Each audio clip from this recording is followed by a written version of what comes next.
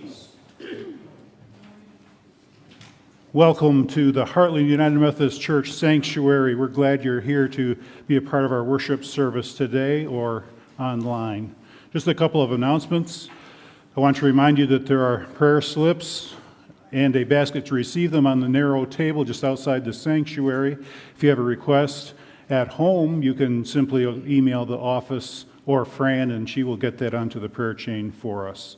There's also a box just outside the sanctuary doors to put any donations that you may have. And there's a table for which you can sign up for the Easter worship services. We're going to do two this year, one at 8:30 and one at 10. Our attempt is to try and keep the attendance where we can still keep our distancing and not overcrowd ourselves. And we're encouraging you, if you can make the 8:30, to shoot for that, because most walk-ins will probably come to the normal time at 10. I'm not saying you have to do that, but if you can, that'd be good. And also there's an option to check if you're willing to switch if we see that one service is getting too full, so that we can keep our social distance safety going on through that big Sunday. There are Easter flower purchase forms as well on the skinny table and on the Easter sign-up table. Today we want to thank Jim Cleveland on the technology, Kathy Novak on an instrument. It's different every week, so I just say instrument. And Donna on the piano, and they'll be doing special music later as well. And our reader today is Pat Schley. We continue our Lenten season of recovery as we focus on health as essential to our spiritual lives. Prolonged times of difficulty can impede our ability to stay proactively, creatively, vitally healthy. Fading hope dulls us to reactivity or no activity sometimes. We simply wait and wish for a different time. Today we awaken to our need to seek out our divine healer. We need his touch of inspiration to awaken us from our sleep. We reach out for his power of restoration. And yet, with all of last week's demands completed, or not, we turn to yet another week of repeating demands and new challenges. So I invite you to close your eyes and be only in this moment, not looking to the week completed or the week confronting us. Set aside for the moment the relief of what is done and the anxiety about what is not. Set aside your concerns about people and projects and consider where you are, right here, right now. Whatever it is at this moment, whether it be joy or sadness, gratitude or anxiety, let those feelings rise up in you now. Listen, God is present in these moments too. God meets us where we are and calls us forward, moment by moment, guiding us slowly but surely toward transformation. Now I invite you to open your eyes and to focus on the altar scape or its picture on the television.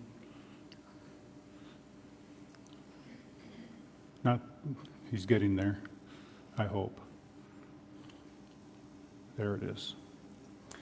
As we see the broken glass being transformed into something beautiful, we also acknowledge our need to create and imagine new possibilities, new solutions as we restore, repair, and renew our holy vessels. We begin to do that through a time of confession, so let's pray. God of all possibilities, made in your image, you have tasked us as co-creators of a better world. You bestowed imagination and the ability to learn and progress. We thank you that you are with us and that we can call on you no matter where we are or what we are feeling, and you will listen. Many of us are tired. Our energy and enthusiasm wanes. The call for ideas, solutions, workarounds, and adaptations overwhelms us at home, school, work, and even errand running and recreation. not to mention our concern for the lives of our neighbors. Not only our livelihoods, but our liveliness is at stake. Too often we want to give up, declare it as all too hard, and simply isolate, waiting out the time for better days. As we extinguish this fourth candle, we recognize the pain of life's discouraging, disheartening, demoralizing challenges that deflate our ability to advance productively forward into our future.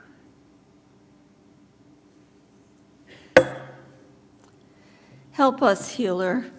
Show us our energy reserves. Forgive our cynicisms. Inspire us to move one step at a time toward greater care for one another. Let we may emerge ready to engage with the world, seeing solutions, creating images of life renewed, just as a mosaic artist creates beauty from broken pieces of glass. In this moment of silence, we sense and acknowledge our unity for wholeness.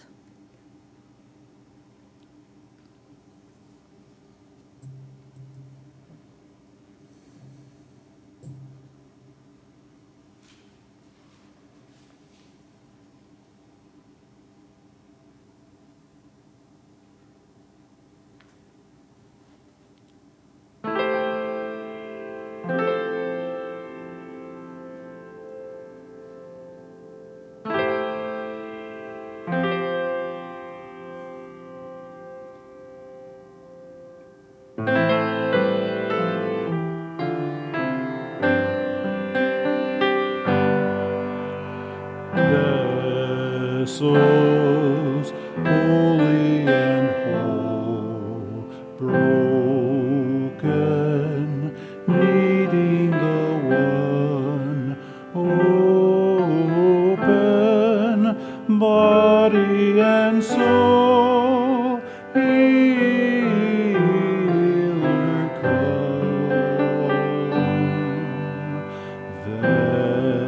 Vessels holy and whole, broken, needing the one open, body and soul, healer come.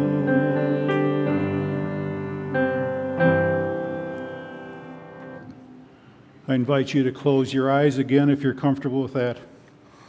And imagine that warmth that is in a spark of fire in the depth of your soul. Keeping in mind God's promise of presence and trusting that He is working within us this very moment. And is also working in the moment-by-moment unfolding of our lives. The spark is fanned to flame and is always there and ready when you need it. Imagine it emerging from the recesses of your inner being, igniting and sparking inspiration. It floods your whole body until it radiates outward as a beacon of hope for those around you. And combining with their radiating light, like on Christmas Eve, the lights combine to radiate God's presence in us and among us. God's Spirit has gifted us to effect healing in the world. We are not alone, and we can join with others to magnify hope.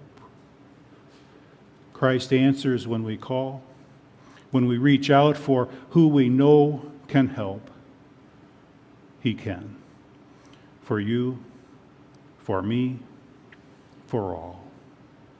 Take a deep breath in to let this truth fill you. And breathe out with the relief of assurance. This is our peace. If you haven't already, you may open your eyes again. The peace of Christ and His healing forgiveness is with us, for He promises He will never let us go, and we can rest in Him as we give our lives to Him. This next song is not real familiar to me, so I'm guessing for most of you it's kind of maybe brand new, although Donna seems to know it more than I do. But it speaks of his enduring presence, his warm light that flickers in us, restoring us daily, and ultimately fully blooms on that day when we are with him forever.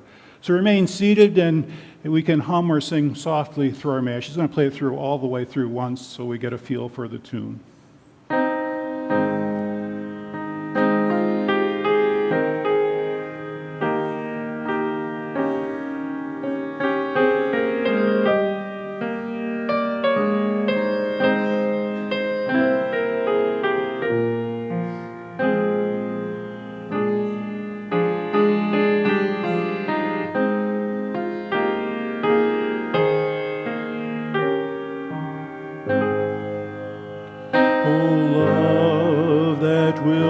Let me go.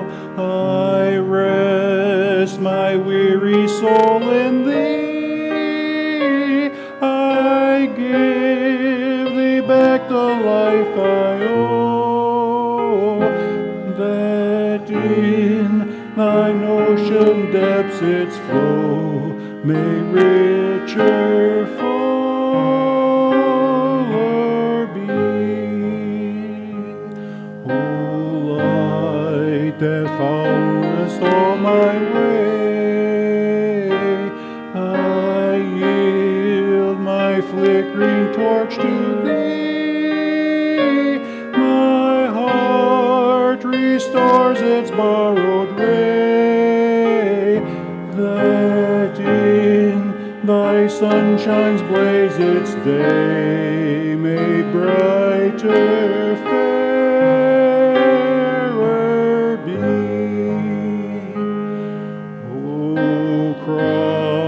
That liftest up my head, I dare not ask to fly from thee. I lay in dust life's glory dead, and from the ground there blossoms red life that shall end.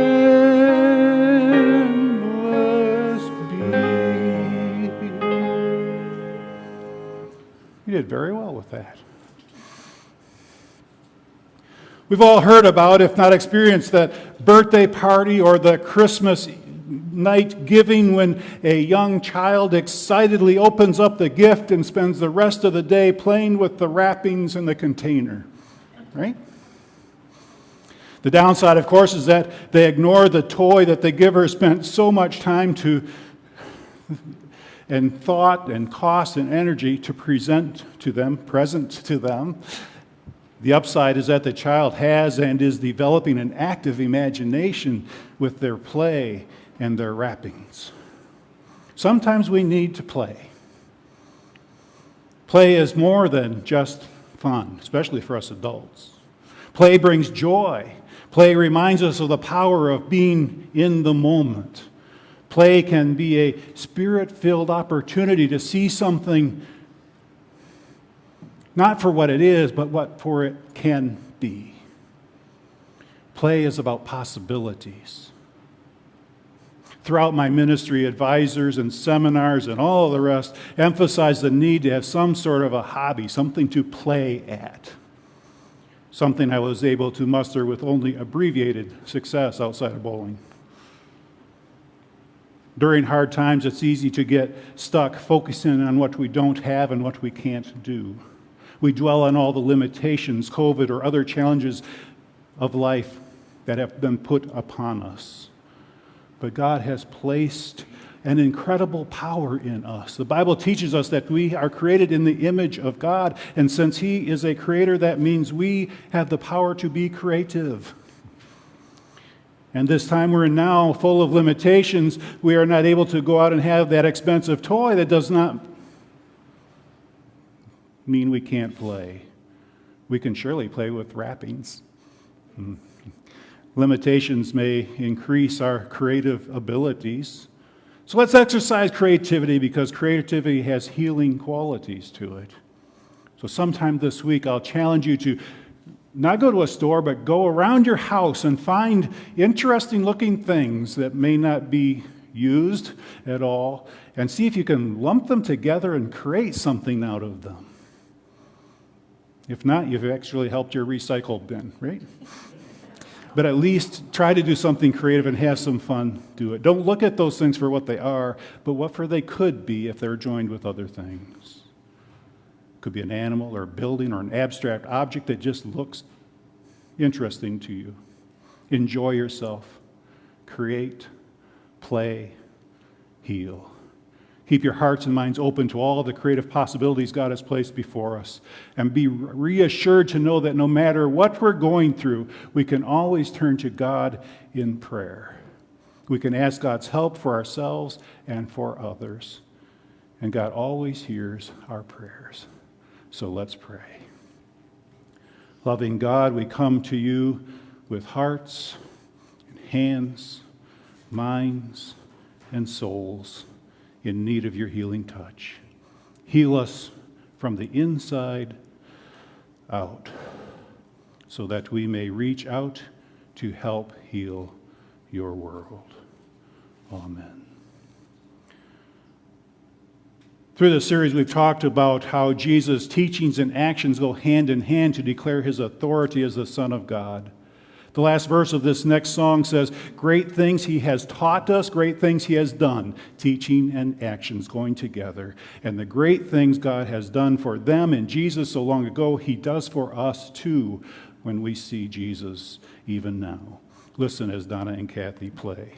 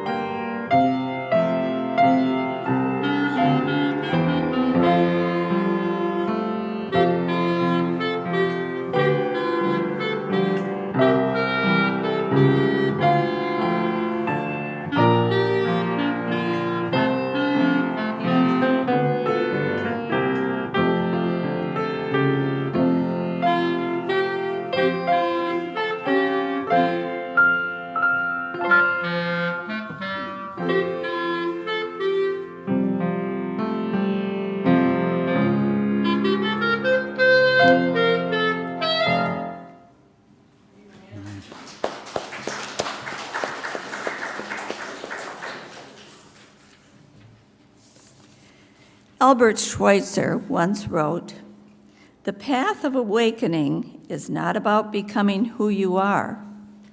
Rather, it is about unbecoming who you are not." Most of this season has been about Bible characters whose problems were multiplied because society rejected rather than helped them. Last week, we heard that Matthew was ostracized because of his hated profession, lumping him together with thieves and traitors to the nation and faith. But Jesus did not play by the old rules. He didn't see Matthew for what he seemed to be, but for what he could become if he could shed the labels and stereotypes put on him. Unlike society, Jesus gave Matthew a chance to unbecome what he was not. He left his tax collecting behind, followed, and discovered who he really was as a child of God and a disciple of Jesus. Jesus came to Matthew's house one day. Dinner was offered to Jesus and his disciples. Tax collectors and sinners joined in. Pharisees saw and asked, they complained really, to the disciples about how Jesus could associate with those kinds of people. Jesus answered, "I have come for the ones who know they need God's mercy." This week, another group shows up at Matthew's house, and Jesus' answer to their question also gives enlightenment on becoming by unbecoming, on discovering the new life by discarding the old life. The truth is illustrated by what happens next. Listen. Then the disciples of John came to Jesus asking, "Why do we and the Pharisees fast often, but your disciples do not fast?" Jesus answered, "Can the guests of the bridegroom mourn as long as the bridegroom is with them? But the day will come when the bridegroom will be taken from them, and then they fast. No one sews a piece of new cloth into an old garment, for that which is sewn in to fill it up pulls on the garment, and the tear is made worse. Neither do men put new wine into old wineskins, or else the wineskins burst, the wine runs out, and the wineskins perish. But they put new wine into new wineskins, and both are preserved." While Jesus was speaking these things to them, a certain ruler came and worshiped him, saying, "My daughter is even now dead, but come and lay your hand on her, and she will live." Jesus rose and followed him, and so did his disciples. Then a woman who was ill with a flow of blood for 12 years came behind him and touched the hem of his garment. For she said within herself, "If I may just touch his garment, I shall be healed." But Jesus turned around, and when he saw her, he said, "Daughter, be of good comfort. Your faith has made you well." And the woman was made well instantly. When Jesus came to the ruler's house and saw the musicians and the mourners making noise, he said to them, "Depart. The girl is not dead, but is sleeping." And they laughed him to scorn. But when the people were put aside, he went in and took her by the hand, and the girl arose. The news of this went out into all that land. This is the word of God for the people of God. Thanks be to God. The healing of the daughter demonstrates Jesus' power over death. The woman, if only I can touch, I will be healed. Your faith has made you well, and she was made well. In each case, healed and made well is often translated in the New Testament as saved. The woman desperately wants to be saved, comes to Jesus and his mighty saving power, seeking his never-failing, merciful compassion. And Jesus says she has been saved, and then she is saved. Matthew uses this saving word 3 times, and of healing only with this particular person. He saw something in this woman that made her especially representative of what it means to be saved by Jesus. We'll be looking at that in a minute. But first, we've been sitting a while, so let's stand as comfortable and stretch as best we can. And even if we want to, we can sing along with this next song that expresses Jesus' resurrection and saving power.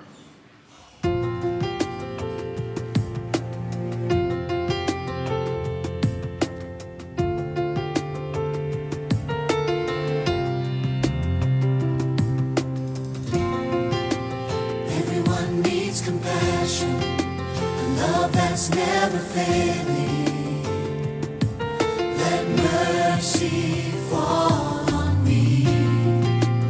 Everyone needs forgiveness, the kindness of the Savior,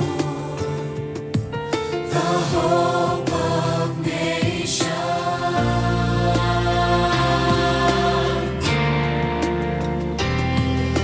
Savior, He can move the mountains.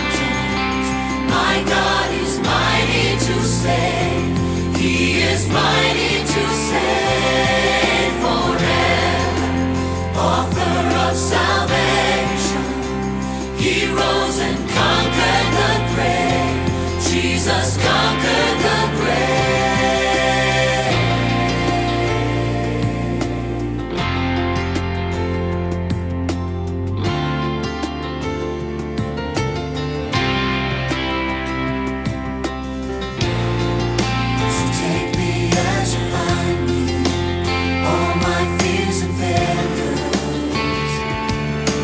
Fill my life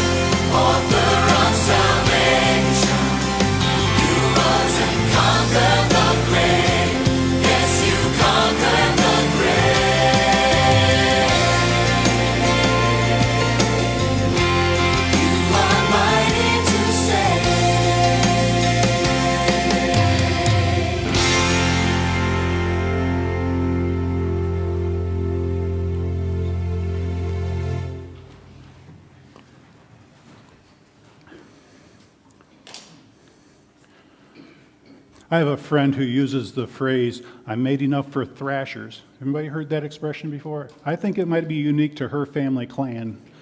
But it's an expression that means she has made an overabundance of food, made far beyond what was needed for the expected number of guests. It's usually a food that's good for leftovers or can be given to extended family or to others. Apparently, Matthew could have used it on this particular day because Jesus and his disciples come and sit down to eat, and then sinners and tax collectors join them, and then Pharisees show up, although I doubt they participated in the meal. They just didn't like what they saw and had to talk about it. Then the disciples of John the Baptist show up, and now a certain official ruler arrives. Mark and Luke indicate that it was Jairus, the leader of the local synagogue, and his position sometimes gets imported into the English translations of Matthew, but it's not really there. Matthew had kept the role and name vague and unknown. He's trying to go to something stretched beyond the details of this particular event. Matter of fact, Matthew eliminates a lot of details that Mark puts into his story. But he has a purpose. He's trying to go beyond just the event into something, teaching us something much deeper. So you got your thinking caps on today? Another difference that is in Mark and Luke, Jairus requests help for his dying daughter, and then Jesus interrupted and delayed along the way, which gives time for the daughter to expire. In Matthew, the official is appealing for nothing less than a resurrection of an already deceased daughter. He kind of skips it ahead. And while nothing is said of the man's faith in particular, it is expressed clearly in the fact that he kneeled, worshiped before Jesus, and in the kind of request that he made. That's a pretty bold request to make of somebody. But it also reflects his status in society, a man who's used to getting his way, barging into and interrupting a banquet uninvited and asking Jesus to leave that banquet to serve him at his house in a way that would make Jesus ritually unclean. That's the kind of authority he threw around. And maybe it was his authority, maybe it was his desperation. Matthew reports no words from Jesus in response to the man, but simply says Jesus rose with the disciples and to follow him to his home. And even though Matthew often has different settings and chronology of the same incidents reported by Mark and Luke, for example, he has no need now for that woman to delay him on that trip because the daughter's already dead. It would have been easy to rearrange them into two separate stories and make them much more clear and to the point, but he doesn't. So he must have had a good reason to keep that event cluttered with the interruption.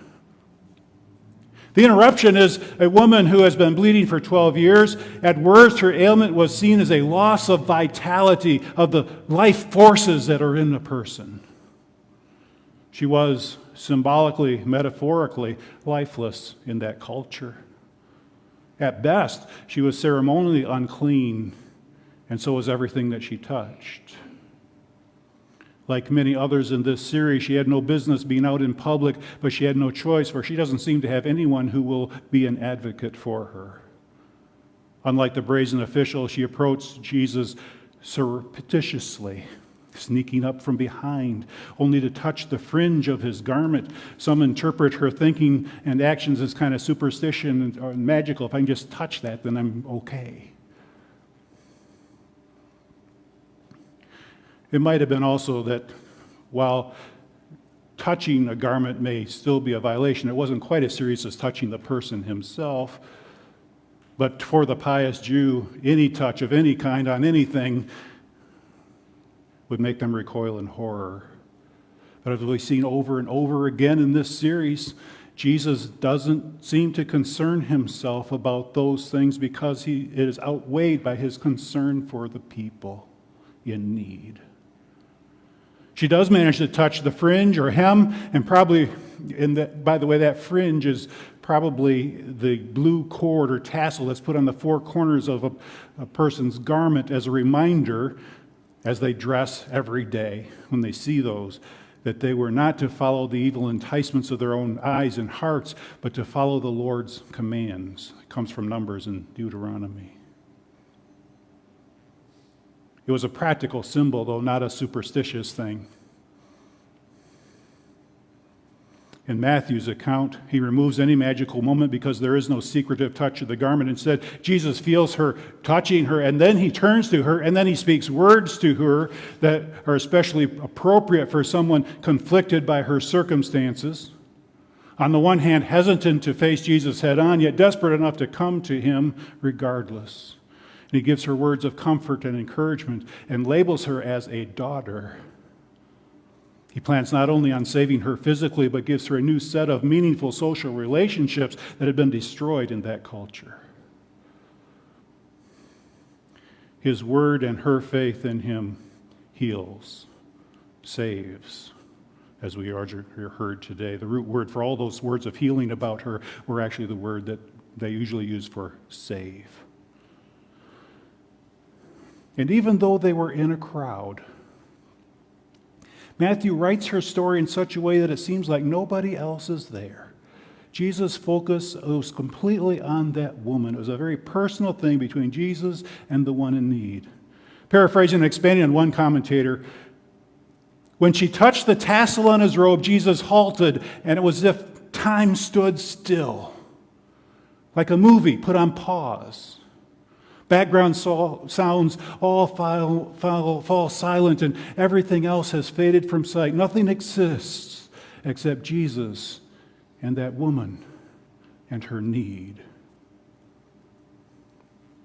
Which is probably why, now that the interruption is over, Matthew mentions only Jesus coming to the official's house at the end of that trip.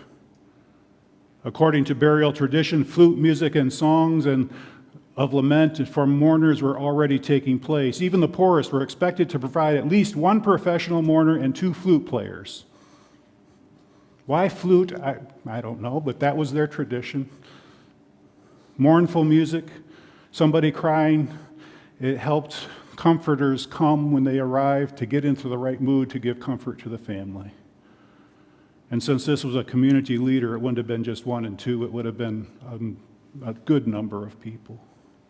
So we can imagine there's quite a cacophony from a large groups of flutists or flautists, whichever way you say it, and professional mourners. Jesus succeeds in putting them out even though they meet his original request with mocking laughter. Here again we have a female who has much in common with the first one. Both are called daughter, but for different reasons. Both are associated with ritual impurity, one for bleeding, one for being dead. Both are lifeless, one symbolically, one physically. They both receive Jesus' personal attention and touch. One is saved, and the other is raised, and that salvation and restoration, like all the others being healed in these chapters, are based on a faith that brings one into a relationship, a personal relationship, a family type of relationship with Jesus, who then does the work for them. Jesus went in alone to the daughter, connecting him in line with the prophets Elijah and Elisha, who also went in alone when they restored someone's life. He took her by the hand, and the girl arose. Important word. And God is about to show that in Jesus, death is not the final and absolute end of life. We know that. It's good to be reminded, isn't it? We've heard several healing stories now. We've seen a wide spectrum. People of power, secular and religious, have come to Jesus for help. We've seen people that society has written off find help. Others called out, followed, interrupted, trying to make that connection with Jesus for his help. We've also seen that most healings went beyond the physical, and some had no physical issues at all. The healing was completely in a different realm. It tells us that no matter where we are with Jesus, we can come to him just as we are. We don't have to perfect ourselves. We don't have to perfect our motives. We don't have to perfect our understanding. We don't have to perfect our faith before we come. The main thing is that we recognize our need and that we do come. And to him, we are never lost in the crowd. And as we reach for him, time stops. And he focuses on us and receives us with love and open arms. Irish poet and writer W.B. Yeats wrote, "The love of God is infinite for every human soul. Because every human soul is unique, no other can satisfy the same loving longing that God has for that soul. God gives all of himself to each individual person." He's shown it again and again in these chapters. Jesus breaks through the powerful barriers of gender. He breaks through the barriers of ritual impurity and social stigma associated with them. He breaks through with his sacred power. He even now today breaks down the power of death, whether it be physical, the daughter in the house, or symbolic, the woman on the path. But it goes even beyond this, and this is where we really got to put our thinking caps on, I think. Matthew's trying to teach us something about the core of our faith. And it has to do with that banquet that he was at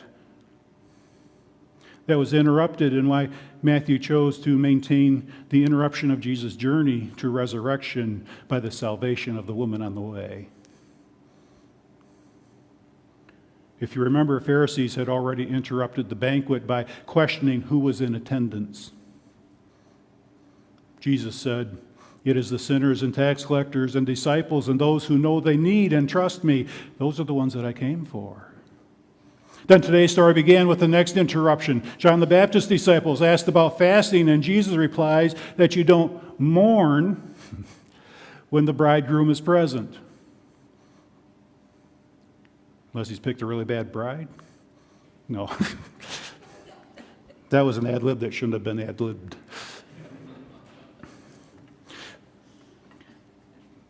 When the bridegroom is present, you do not mourn. And all of a sudden, this banquet at Matthew's house is being used as a metaphor for the heavenly banquet, where Jesus is sitting down with all kinds of people we don't expect to be there, and all kinds of people we expect to be there who aren't. And he says, when Jesus is present, you don't fast. And when Jesus is present, you don't call out the funeral flutes, because he's overcome, or he will. But then in the next line, Jesus changes all of that to predict his absence. And then they will fast, and then they will mourn. What started out as a reason for not fasting suddenly becomes an omen about its very near future. The present bridegroom of joy becomes the absent bridegroom of woe.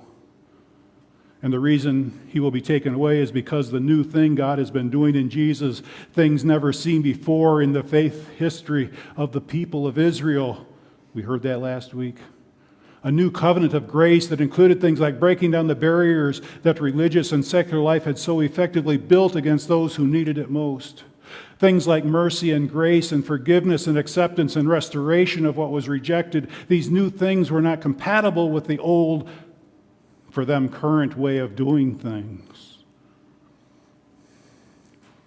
Jesus throws out two images: a new patch on an old garment and new wine in old wineskins, both that rip away, the latter spilling wine. It is then that powerful Father charges into the heavenly banquet, attended by many sinners, and comes to Jesus and asks him to provide a resurrection. And Jesus rises up, is the word. But on the way to raise up the daughter, which anticipates and points forward to his own resurrection, Jesus is interrupted by someone who needs to be saved. And the wine is spilt, and the woman's blood is spilt for 12 years now. And salvation will be because the Christ, like the wineskin patch, will be violently ripped and torn apart, and his blood would be spilt on the cross. One commentator suggests that the daughter's body in the house signifies Jesus' resurrected body, while the woman signifies his crucified body. Resurrection can't happen without going through the salvation Jesus offers through his crucifixion. New life is only possible through dying out, through death. But death is not the last word, for the death happens in the middle of the story. As you move to the end of the story, the resurrection happens. Matthew uses these events in the life of Jesus to foreshadow the fulfillment of Jesus' whole purpose of coming, and it is to offer us eternal life and vitality of life even now, restoring vigor and creativity in COVID or other life-draining times. So often when life gets us down, it is easy to feel like there is no coming back from it. In one town I served, the news came out that the Optimist Club was disbanding. It led to a lot of jokes about if those people can't do it. Maybe our laughter should have had some flautists in the background, giving us that mourning type of joking. And yet Jesus insists above the laughter that this is not the end of the story. We do not need to be deterred. We can forge ahead and enter the house of sorrow, which at least at times may be our own souls, and yearn for healing and be awakened and dare to proclaim that we can come back better than ever before, creatively reborn with vitality and vigor for the days ahead, all made possible by the work of Christ on the cross, which will never forsake us no matter what, for it emanates with peace and joy, no matter what bane, what stresses we must endure, and what blessings we may enjoy. Let's sing about that. It's on the screen in a second. In the cross of Christ, I glory.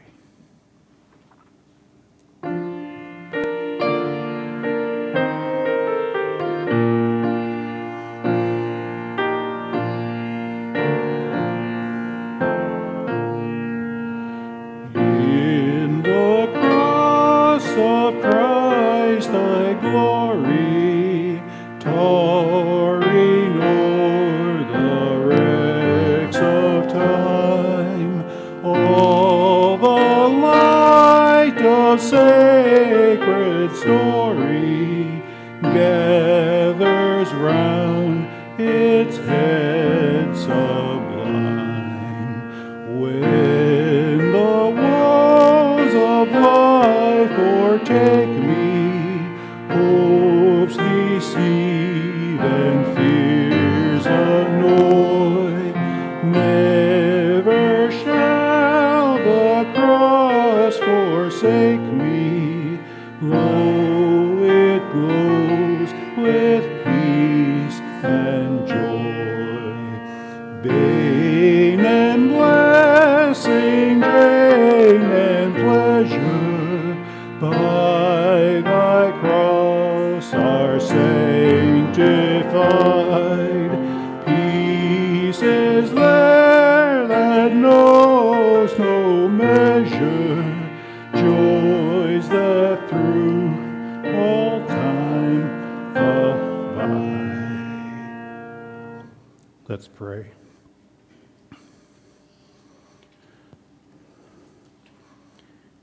Healer of our every ill, including exhausted spirits, we come before you to make our petitions known. Hear our cries for healing of body, mind, and spirit. We know that already you are at work among us, showing us the way to recovery from the griefs of our time. You remind us that we do not have to shoulder everything alone.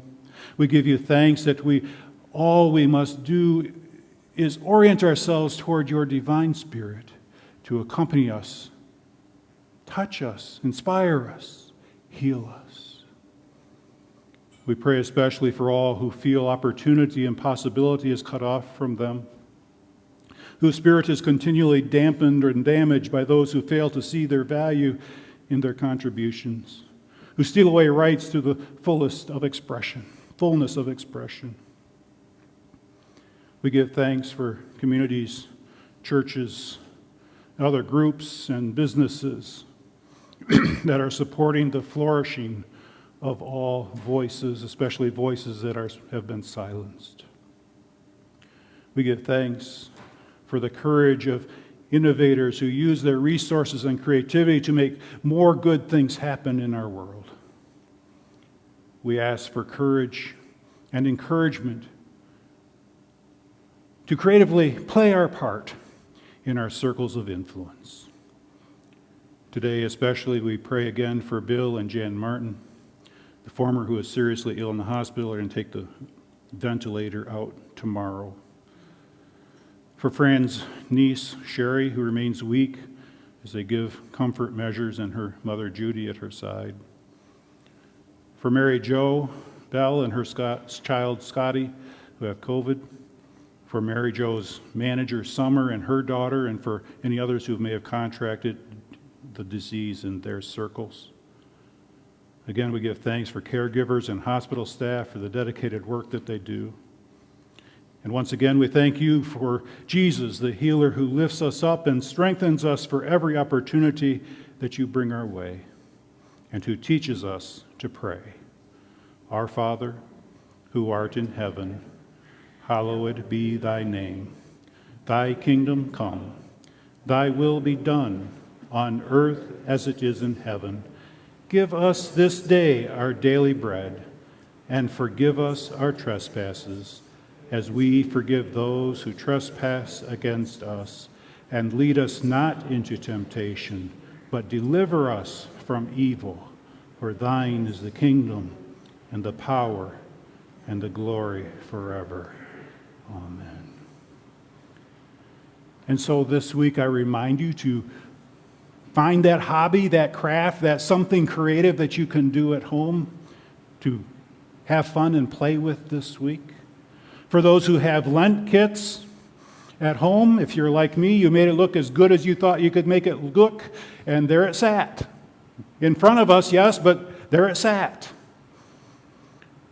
Maybe there is no room for improvement, but there's always room for variety. So it's a challenge this week, and to use that creativity, find another good way that it will look for you and remind you of what it's all about, as an exercise in creativity and newness. Rearrange it into something new and fresh, metaphorically symbolizing new possibilities, a new vision for life within us and with each other, that we can be images of what our life might be like as we continue to envision Jesus as the Lord of our lives. Let's stand for our final song, Be Thou My Vision.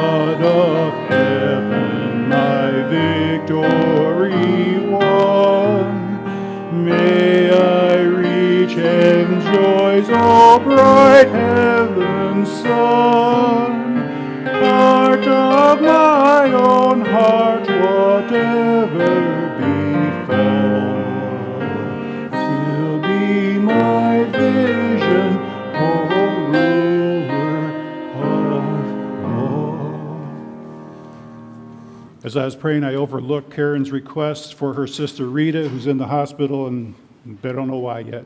So we add her to the prayers that we have today.